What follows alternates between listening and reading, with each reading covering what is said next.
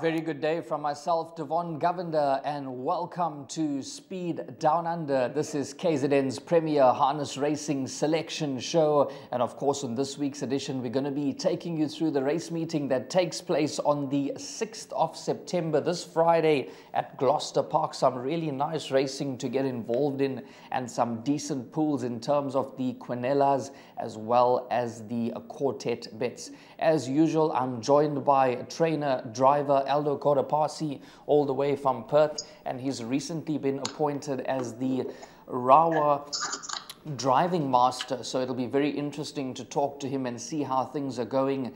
And good day, Aldo, how are you doing? Going very well, Devon. Oh, that's good. And how's everything back in Perth? Enjoying the new job thus far? Yeah, no, it's a new challenge, and yeah, so far it's been very good. It's only 3 weeks into the job, but really enjoying it so far.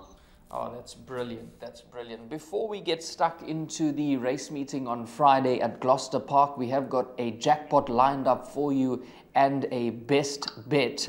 We're going to talk a little bit about the Tab Eureka that takes place on Saturday, and we've just been given the news, Aldo, that we will be covering that meeting at Menangle. It looks like a really exciting race card. Yeah, look, it's a very good race card. A lot of Group 1s on the night, so it'll be a nice meeting to be watching for sure. I must admit, I haven't gone through all the fields thoroughly, as we just managed to get that race card today, but we're going to focus a little bit on the main race. This is the richest harness race in the world, and the purse is 1,970,000 Australian dollars. There's some real quality in that field, Aldo. Yeah, it's a strange race, really, because it's a slot race. So people buy the slots and then they decide what horses they run in those slots. So it's a real mixed bag of form. It's all very good form, but there's some very well proven horses there, and there's some up and coming horses. So yeah, it's a real mystery race, and a race probably that's quite open. And being at Menangle, a big mile track, 2,300 will bring a lot of back markers into it. So yeah, it's going to be a very good race to watch.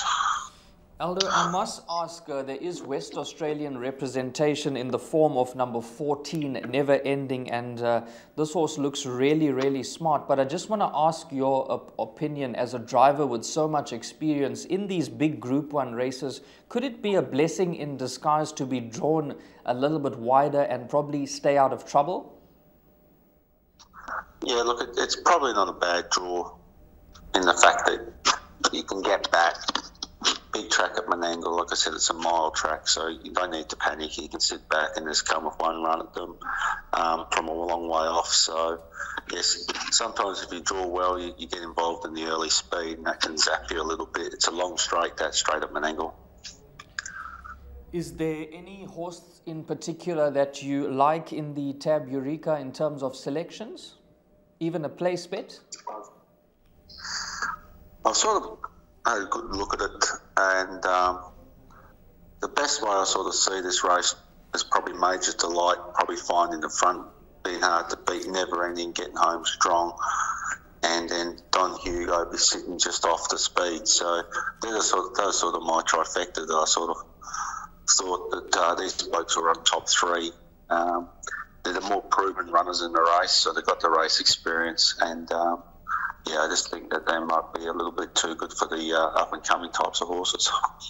Well, there you heard it from Aldo. He really likes number 3, Major Delight, and that horse has been holding some solid form, so we will factor that into the equation on Saturday. He also likes a little bit of Don Hugo, and you heard from Aldo, Never Ending will be absolutely flying in the closing stages, and that must go into the quartets. But as we get closer to the time, there will be coverage of that race meeting on Saturday. Of course, we will dissect the form and give you more selections. But the meeting at hand that we're focusing on is the Gloucester Park race meeting this Friday, and that slide's going to come up on screen because we've got a suggested jackpot for you. And in the first leg of the jackpot, Aldo has got 2 numbers there, numbers 2 and 4. We'll start with number 2, Wave Rider, Aldo, who has rewarded us in the past. Yeah, he's a very smart horse, Wave Rider. Really like him. He's a future free-for-all horse. I've got the barrier draw advantage on Bet the House, and that's why I've gone him over Bet the House, only on with the barrier draw advantage. I think he'll roll to the front and be very hard to beat. Well, Aldo really likes number 2, Wave Rider, and he has rewarded us in the past at big odds. We have been following him, and he could take an absolute power of beating come Friday, and Aldo has backed that up with number 2, Bet the House. So we're going to be boxing those Quinellas. Moving on to the second leg of the jackpot, we've got 4 numbers for you there, 6, 1, 5 and 10. We're going to start with number 6, who has been in outstanding form. That is Copperhead Lady. Yeah, he's really done nothing wrong. Looks like she's got some versatility, and this looks like a really good race for her. And Ruby Lover won a Group 1 race a couple of starts ago. Winter Retreat's going to be sitting on the speed, but I just think Copperhead Lady's probably got a little bit too much class for the rest of these. Well, there you heard it from Aldo. Number 6, Copperhead Lady, packs a lot of class, and this is another one to factor into the equation. And there could be some value there about Aldo's first selection, because this is currently trading around $3.20. Of course, that is anti-post from the betting odds down under. Moving on to the penultimate leg of the jackpot, the second last leg, we've gone with numbers 3, 1, 10 and 7. We'll start with number 3, Aldo, another one that's been in top form from the Justin Prentice yard. Yeah, Painted Pallet's been going really well. He's raced last week. He showed he's got a bit of toughness and versatility, and he'll roll forward. Noble Thought will probably try to lead early, but may take the trail. They'll bring him into the race. So, yeah, and if the race sort of gets turned upside down on the head, you're going to have horses like Last Hard Copy storming home. But Captain Sterling also sitting just on their backs. So, yeah, look, this looks like a really good race. But I think Painted Pallet's a very good up-and-coming 2-year-old. Well, there you heard it from Aldo. We've gone with numbers 3, 1, 10 and 7 there in the penultimate leg of the jackpot. And in the last leg, we've also got 4 numbers for you. Numbers 4, 2, 7 and 3. Of course, that slide is going to come up on screen. And we're going with Skylord as the first selection here in the last leg of the jackpot, Aldo. Yeah, he's a very nice horse, Skylord. Very versatile. And I think he's going to be just probably a little bit too good for these horses. I think the Infinite Sign will want to try to hold the front early. Crowd Control will drop to his back. Paul Edward will let Skylord roll forward. And, Goodfellas may press the button early and put some speed into it. But I just think Skylord's going to have a little bit too much class on these runners. Can we take a chance and box these 4 numbers in the quartet? Oh, yeah, definitely.